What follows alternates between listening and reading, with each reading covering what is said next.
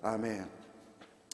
네, 오늘은 설교를 두 편을 하게 되겠습니다. 첫 번째는 우리가 그동안 묵상했던 주기도문 말씀을 강해를 하고요. 두 번째는 오늘 성찬에 관련된 성찬식 말씀을 전하도록 하겠습니다. 주기도문 말씀은 한 25분, 성찬식 말씀은 10분, 나머지 시간은 성찬식을 하도록 하겠습니다. 주님께서 친히 가르쳐 주신 기도, 주기도문은 7개의 문이 있는 집과 같다라고 말씀을 드릴 수 있습니다.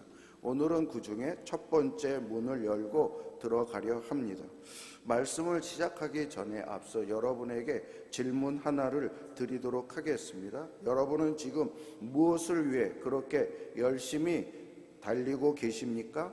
우리가 매일 밥을 먹고 치열하게 일을 하고 정성으로 자녀를 키우는 이 모든 수고의 끝에는 과연 무엇이 기다리고 있을까요? 사람이 가진 목적에는 크게 두 가지가 있습니다. 하나는 과정을 위한 수단적인 목적이고 다른 하나는 그 모든 과정이 향하는 최종적인 목적입니다. 쉽게 예를 들면 배탈이 났다라고 가정을 하면 배가 아프면 약국에 갑니다. 그런데 약국에 가는 자체가 목적입니까? 아닙니다. 약을 위한 수단입니다. 그러면 약을 사는 게 끝입니까? 아닙니다. 약을 먹기 위해서입니다. 그러면 약을 왜 먹습니까? 병이 낫기 위해서입니다. 그렇다면 병이 나아 건강해진 다음에는 무엇을 합니까? 우리는 다시 공부를 하고 직장 생활을 하고 결혼을 하고 가정을 꾸밉니다. 하지만 기억하십시오. 이 모든 것 역시 그 자체로 끝이 아닙니다. 더 높은 목적을 위한 과정일 뿐입니다. 이 모든 과정 끝에 우리 그리스도인이 도달해야 될 인생의 최종 목적지는, 우리의 궁극적인 목적은 무엇입니까? 오늘 주기도문에서 주님께서 가르쳐 주신 하나님의 이름이 거룩히 여김을 받는 것입니다. 예수님께서 우리에게 기도를 가르쳐 주실 때를 보십시오. 주님은 내 건강을 주십시오, 내 사업을 일으켜 주십시오, 이 기도를 먼저 구하지 않으셨습니다. 주님은 하늘의 하나님을 우리 아버지라고 부르신 후 가장 먼저 이름이 거룩히 여김을 받으시오며 라고 기도하셨습니다.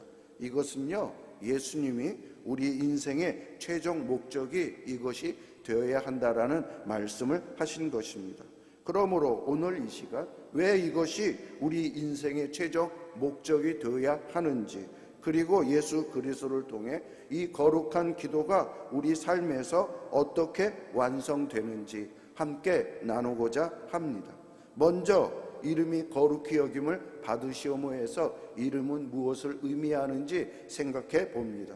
성경에서 이름은 단순히 사람을 부르는 호칭이 아닙니다. 이름은 그 사람의 인격이며 존재 자체입니다. 누군가의 이름이 더럽혀졌다라는 것은 그 사람의 인격 전체가 모독당했다라는 뜻입니다. 그렇다면 거룩히 여김을 받는다는 뜻은 무엇일까요? 거룩함은 다른 말로 구별되다라는 뜻입니다. 이 세상의 모든 것은 하늘과 땅, 동물과 사람은 다 피조물입니다. 하지만 하나님은 창조주입니다. 이런 면에서 완전히 구별이 됩니다. 하나님과 사람과의 차이는 개미와 코끼리의 차이보다 더 큽니다. 개미와 코끼리는 그 차이가 엄청나게 차이가 나지만 다 같은 피조물입니다. 하지만 하나님과 인간은 무한하신 창조주 하나님과 유한한 인간과의 차이이기 때문에 비교도 할 수가 없습니다. 또한 성경에서 영광을 돌린다라는 말은 히브리어로 카바드인데 그의 뜻은 무겁게 여기다라는 뜻을 가지고 있습니다. 그러므로 주기도문에서 첫 번째 간구, 이름이 거룩히 여김을 받으시오며, 이 뜻은 하나님의 이름을 내 삶에서 가장 무겁고 소중하게 대접해 드리겠습니다 라는 고백을 하는 기도입니다. 세상의 헛된 우상들의 이름은 가볍게 여기고 오직 하나님의 이름만을 태산처럼 귀중하고 명예롭게 여기겠습니다라는 결단입니다. 그런데 여러분, 이 기도가 조금은 이상스럽게 느껴지지 않으십니까? 이름이 거룩히 여김을 받으시오며, 하나님은 이미 거룩한 분이신데요, 하나님의 이름은 이미 온 우주에서 가장 존귀한 이름입니다. 그런데 왜 우리는 세상스럽게 거룩하게 해달라고 기도해야 할까요?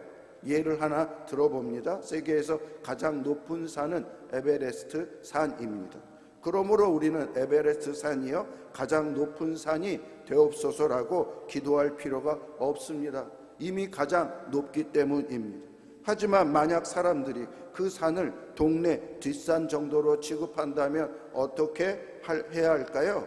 저 산은 별것 아니야, 별 볼 일 없는 산이야 라고 무시한다면 그때는 우리가 외쳐야 할 것입니다. 이 산이 가장 높은 산이다. 이 산을 가장 높은 산으로 인정받게 해달라고 말을 할 것입니다. 이 기도도 마찬가지입니다. 하나님은 지극히 거룩하십니다. 하지만 이 땅의 현실은 어떻습니까? 하나님이 하나님답게 이 이름이 높임을 여김을 받습니까? 세상은 하나님의 이름을 존귀히 여기지 않습니다. 사람들은 악한 생각과 말로 하나님의 이름을 함부로 대합니다. 심지어 어떤 목사는 하나님 꼼짝마 까불면 나한테, 그 다음 말은 차마 말 못하겠습니다. 그리고 미국에서는 욕이 지저스 크라이스트입니다. 그래서 우리는 기도해야 됩니다. 하나님이 마땅히 받으셔야 할 그 대접을 받으시옵소서. 이 땅에서도 하나님이 하나님으로 대우 받으시옵소서. 이것이 이름이 거룩히 여김을 받으시오며라는 기도의 진짜 의미입니다. 그런데 여기에 심각한 문제가 있습니다. 누가 하나님의 이름을 거룩하게 할 수 있을까요? 저와 여러분이 할 수 있을까요? 어떤 선한 인간이라도 할 수 있을까요? 우리 인간의 노력으로는 불가능합니다. 왜? 우리 인간은 전적으로 타락했기 때문입니다. 죄로 인해서 우리의 지성도, 우리의 감정도, 우리의 의지도 모두 부패했습니다. 부패한 썩은 우리는 하나님을 제대로 알지도 못하고 그리고 제대로 사랑할 수도 없습니다. 이런 죄인이 어떻게 거룩하신 하나님을 높일 수 있겠습니까? 오히려 하나님의 이름을 더럽힐 때가 더 많습니다. 그래서 하나님이 직접 나서셨습니다. 하나님만이 자신의 이름을 거룩하게 하실 수 있기 때문입니다. 하나님은 이 일을 위하여 한 분을 보내셨습니다. 바로 그분의 아들 예수 그리스도이십니다. 성도 여러분, 이 부분을 주목하십시오. 예수님이 이 땅에 오신 가장 중요한 목적이 무엇입니까? 바로 아버지의 이름을 거룩하게 하시기 위해서입니다. 예수님은 십자가를 지시기 전 요한복음 17장에 보면 이렇게 기도하는 것이 나오는데요. 나는 아버지의 이름을 세상에 알게 하셨고 또 앞으로도 알게 하리니.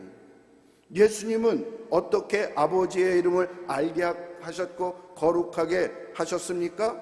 바로 십자가입니다. 예수님이 십자가에서 죽으심으로 우리의 죄를 씻어 주셨습니다. 죄가 있으면 하나님께 나아갈 수 없습니다. 죄는 거룩하신 하나님과 우리를 갈라 놓습니다. 그러나 예수님이 피 흘려 우리 죄를 대속하셨기에 이제 우리는 거룩하신 하나님 앞에 나아가 하나님을 아버지라고 부를 수 있게 되었습니다. 예수님이 우리를 깨끗게 하셨기에 비로소 우리가 하나님을 바르게 알고 그분을 높일 수 있게 된 것입니다. 그렇다면 구원받은 우리는 어떻게 살아야 할까요? 어떻게 해야 하나님의 이름을 거룩하게 할 수 있을까요? 세 가지를 기억합시다. 첫째, 하나님을 알아야 합니다. 우리의 지성으로, 이성으로 하나님을 알기 위해 노력해야 합니다. 그래서 성경을 읽고 성경을 공부하고 묵상해야 합니다. 하나님을 모르는데 어떻게 하나님을 사랑하고 하나님을 높일 수 있습니까? 하나님을 깊이 알면 알수록 우리는 더 그분을 사랑하게 되고 그분의 이름을 높이게 됩니다. 둘째로 하나님을 즐거워해야 합니다. 마음으로, 감정으로 하나님을 사랑하십시오. 여러분, 사랑하는 사람과 함께 있으면 즐겁지 않습니까? 마찬가지로 하나님을 정말로 사랑한다면, 하나님을 안다면, 하나님을 사랑한다면 하나님과 함께하는 것을 즐거워하게 됩니다. 예배는 억지로 하는 것이 아닙니다. 웨스트민스터 소요리 문답 제1문을 보면 사람의 제일 되는 목적은 하나님을 영화롭게 하는 것과 그 다음에 그를 영원토록 즐거워하는 것이라고 말하고 있습니다. 여러분, 우리가 하나님 안에서 가장 행복할 때에 그것이 하나님을 가장 크게 영광스럽게 하는 것입니다. 셋째, 거룩한 삶을 살아야 합니다. 자신의 의지로 말씀에 순종해야 되겠다라는 이런 마음을 가지고 말씀을 순종을 할 때에 우리는 하나님을 영광스럽게 해야 합니다. 여러분, 말과 생각을 세상 사람과 다르게 하십시오. 구별해서 하십시오.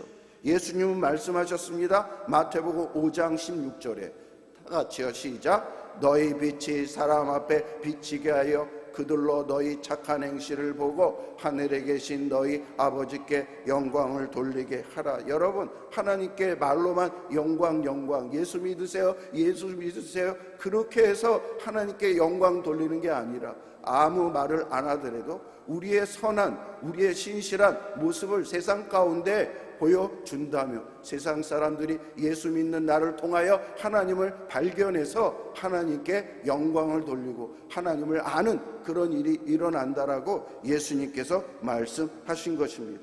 여러분, 직장에서, 사회에서, 가정에서 정직하고 신실하게 살 때 세상 사람들은 여러분을 보고 하나님을 보게 됩니다. 우리가 왜 세상에서 정직해야 합니까? 왜 음란과 탐욕을 멀리해야 됩니까? 지옥 갈까봐 무서워서 그렇습니까? 아닙니다. 나를 살리기 위해 십자가에서 물과 피를 다 쏟으신 그 예수님의 은혜를 알기 때문입니다. 내가 막 살면 나를 위해 죽으신 예수님의 이름이 세상의 조롱거리가 되기 때문입니다. 이 은혜를 아는 자만이 삶으로 하나님의 은혜를 거룩하게 할 수 있습니다. 예수님 시대에 바리새인들은 거룩해지기 위해서 죄인들과 담을 쌓고 살았습니다. 자신들을 분리했습니다. 그러나 예수님이 보여주신 거룩은 달랐습니다. 예수님은 죄인들 속으로 들어가셨습니다. 그리고 병든 자를 만지시고 세리들과 친구가 되어서 그들과 같이 식사를 하셨습니다. 예수님의 거룩은 분리가 아니라 참여였습니다. 참여해서 사랑과 섬김을 통하여 치유와 회복을 하셨습니다. 여러분, 우리가 기도원에서 혼자 기도한다고 하나님의 이름이 거룩히 여김을 받는 것이 아닙니다. 우리의 직장에서, 가정에서, 이웃에서, 사회 속에서 사랑과 정의를 실천할 때 하나님의 이름이 빛나게 되는 것입니다. 하나님의 이름은 하나님의 영광과 같은 말입니다. 유명한 지휘자 정명훈 씨를 생각해 보십시오. 그의 탁월한 음악성은 그의 영광입니다. 그가 지휘를 할 때 그 영광이 밖으로 드러납니다. 청중들이 그 연주를 듣고 박수를 보낼 때 그 영광이 드높여집니다. 그런데 하나님을 보십시오. 하나님은 온 우주에 자신의 솜씨를 드러내셨습니다. 모든 것이 하나님의 위대한 작품이고 연주 아닙니까? 그런데 죄인인 사람들은 그것을 보고도 하나님께 박수 칠 줄을 모릅니다. 오직 예수 그리스도의 피로 구원받은 성도만이 하나님의 영광을 볼 수 있고 하나님의 탁월함을 알 수 있고 그리하여 하나님의 놀라우심을 찬양하고 영광을 돌릴 수 있습니다. 성도 여러분, 여러분의 인생의 목적이 무엇입니까? 아프면 약을 먹고 병이 낫는 것입니까? 돈을 많이 벌 수 있으면 돈을 많이 벌어서 즐기는 것이 여러분의 인생의 목적이고 궁극적인 목적입니까? 우리 삶의 모든 순간은 먹든지 마시든지 무엇을 하든지 다 하나님의 영광을 위해서 사는 것이라고 사도 바울은 우리에게 도전하고 있습니다. 예수 그리스도께서 십자가를 통해 우리에게 이 거룩한 특권의 삶을 살 수 있도록 허락해 주셨습니다. 오늘 하루도 나의 삶을 통해 예수님이 드러나고 하나님의 이름이 거룩히 여기심을 받으시기를 간절히 축원합니다. 성도 여러분, 인생은 짧습니다. 내 이름 석자를 세상에 알리려고 아둥바둥하며 살지 마십시오. 이름이 거룩히 여김을 받으시오며, 이 기도가 우리 마음의 가장 중요한 기도가 되기를 바라고, 이 기도가 우리의 비전이 되어서 이런 삶을 살 수 있는 우리가 되기를 소원합니다. 성찬 설교를 하겠습니다. 2026년 두 번째 주일에 성찬식을 거행하는 것은 2026년을 주님과 연합된 삶을 살기 위해서입니다. 성찬은 주님과 연합을 이루는 예식입니다. 오늘 우리는 말로만 다짐하는 것이 아니라 눈으로 보고 손으로 만지고 입으로 맛보는 특별한 은혜의 자리, 성찬의 식탁 앞에 있습니다. 오늘 우리가 함께 읽은 말씀은 우리에게 중요한 사실을 알려줍니다. 바로 예수 그리스도께서 십자가에서 단번에 자신의 몸을 들이심으로 우리가 거룩함을 얻었다는 사실입니다. 구약시대의 이스라엘 백성은 하나님을 만나기 위해 매번 동물을 잡아 제사를 드려야 했습니다. 하지만 우리는 더 이상 양과 소를 잡지 않습니다. 왜냐하면 예수님께서 친히 제물이 되셔서 십자가에서 모든 것을 이루셨기 때문입니다. 그러면 우리는 왜 구원받은 우리가 왜 2026년에 시작할 때 이 떡과 잔을 나누는 성찬식을 해야 합니까? 본문은 말합니다. 우리 안에 여전히 남아있는 연약성과 죄성 때문입니다. 그리고 우리는 예수님이 주신 은혜를 자꾸 잊어버리기 때문입니다. 그래서 오늘 성찬은 예수님의 십자가와 고난과 부활이 우리에게 가져다 준 네 가지 선물을 우리 가슴에 다시 한번 확인하는 그러한 시간을 가지려고 합니다. 첫 번째, 성찬을 통해 확인할 수 있는 선물은 죄의 용서입니다. 성찬을 통하여 우리가 확인할 수 있는 가장 첫 번째는 내가 죄를 용서받았구나라는 것입니다. 지난 한 해를 돌아보십시오. 또 새해를 열흘가량 시작을 했는데 마음 한구석에 벌써 죄의 짐이 있다고 느껴지십니까? 죄는 하나님과 우리 사이를 가로막는 유일한 장애물입니다.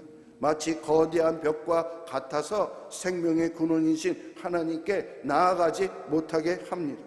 구약의 제사가 동물의 피로 잠시 죄를 덮었다면 예수 그리스도의 십자가의 죽음은, 예수 그리스도의 피는 이 죄의 장벽을 완전히 영원히 허무셨습니다. 왜요? 예수님이 하나님이기 때문에. 하나님의 피는 동물의 피와 비교할 수 없는 만큼 무한하고 그리고 영원한 피가 됩니다. 잠시 후 여러분이 받으실 잔은 예수님이 흘리신 보혈을 상징합니다. 붉은 포도주가 잔을 채우듯이 예수 그리스도의 생명이 성찬식을 통하여 여러분 영혼에 흘러 들어갈 때 여러분은 가지고 있던 죄책감이나 부끄러움이 다 씻겨 내려간다는 것을 깨달으시기 바랍니다. 우리가 완전해서 이 자리에 있는 것이 아닙니다. 실수할 수 있고 넘어질 수 있습니다. 하지만 이 성찬은 선포합니다. 그럼에도 불구하고 너는 용서받았다. 이 확신을 가지고 2026년 새해를 걸어가시기 바랍니다. 성찬을 통하여 확인할 수 있는 두 번째 선물은 성결의 회복입니다. 첫 번째 선물은 죄의 용서인데요, 이것은 법적인 용어로서 빚을 탕감받은 것이라고 생각할 수 있습니다. 두 번째 선물은 성결의 회복인데 이것은 더러운 옷을 깨끗하게 빨아 입는 것과 같습니다. 우리가 세상에 살다 보면 알게 모르게 세상에 먼지가 묻지 않습니까? 마음이 강팍해지기도 하고 의도치 않는 허물로 영혼이 탁해지기도 합니다. 그런데 오늘 본문은 제사가 부정한 것으로부터의 깨끗함을 목적했다라고 말합니다. 제사를 드리는 이유는 우리의 부정한 것을 정결하기 위해서라고 말씀합니다. 그러므로 예수님의 고난은 단순히 형벌을 예수님이 대신 받으신 것이 아니고 그분이 채찍에 맞고 상함으로 말미암아 우리의 더러워진 마음을 정결하게 하는 것입니다. 그래서 성찬의 떡을 드실 때에 이런 마음으로 드십시오. 2026년 주님, 한 해 동안 세상의 유혹과 더러움 속에서 저를 거룩하게 지켜 주십시오. 주님의 거룩한 살이 내 안에 들어와 나를 정결하게 해 주시옵소서. 우리의 삶을 정결한 삶으로 살게 해달라고. 왜? 성찬이 그런 선물을 우리에게 주는 것이니까요. 이 성찬은 올 한 해 우리가 하나님의 거룩한 자녀로 살아갈 힘을 공급하는 정결 의식이라는 것을 믿으시기 바랍니다. 세 번째, 성찬이 주는 선물은 생명의 교통입니다. 쉽게 말해서 하나님과의 깊은 사귐입니다. 예수님은 십자가에서 죽으시고 끝난 것이 아닙니다. 사흘 만에 부활하셨습니다. 부활하신 주님은 성령으로 강림해서 우리와 함께 하십니다. 그래서 내가 세상 끝날까지 너희와 함께 하시겠다라고 말씀을 하신 것입니다. 여러분, 성찬은 제사가 아닙니다. 죽은 사람을 추모하는 제사가 아닙니다. 살아계신 주님과 함께 먹고 마시는 축제입니다. 오늘 떡과 잔을 대할 때 하나님께서 여러분 영혼에 직접 찾아오십니다. 그리고 두 가지 은혜를 부어주십니다. 먼저 영적 은혜를 주십니다. 죄를 이기고 하나님과 교통하고 하나님을 사랑할 수 있는 마음을 주십니다. 또 하나는 육적 은혜입니다. 우리가 2026년을 살아가는데 필요한 건강, 물질, 환경의 복, 그것을 우리에게 주시어서 하나님 백성답게 살라고 그것을 허락해 주십니다. 빈 잔에 포도주가 채워지듯 우리의 메마른 심령에 예수님의 생명이 채워지는 것을 성찬식을 통하여 느끼시기 바랍니다. 이것이 성찬이 주는 세 번째 선물, 생명의 교통입니다. 마지막 네 번째 선물은 언약적 연대입니다. 여러분, 우리가 지금 성찬식을 하는데 이것은 각자의 밥을 먹고 각자의 음식을 먹는 것이 아닙니다. 원래 한 덩어리에서 예수님께서 떼어서 그 조각을 먹고 같은 주님의 피를 마시는 것입니다.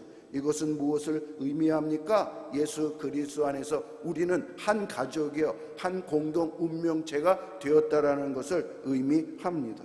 이스라엘 백성이 한 장소에 모여서 같이 제사를 드렸는데 이것을 통해서 우리는 하나님의 백성입니다라는 것을 확인했습니다. 우리도 마찬가지로 한 자리 한 성찬식에 참여하는 것은 우리가 같은 가족이요, 영적 바로 식구라는 것을 인식시키기 위해서입니다.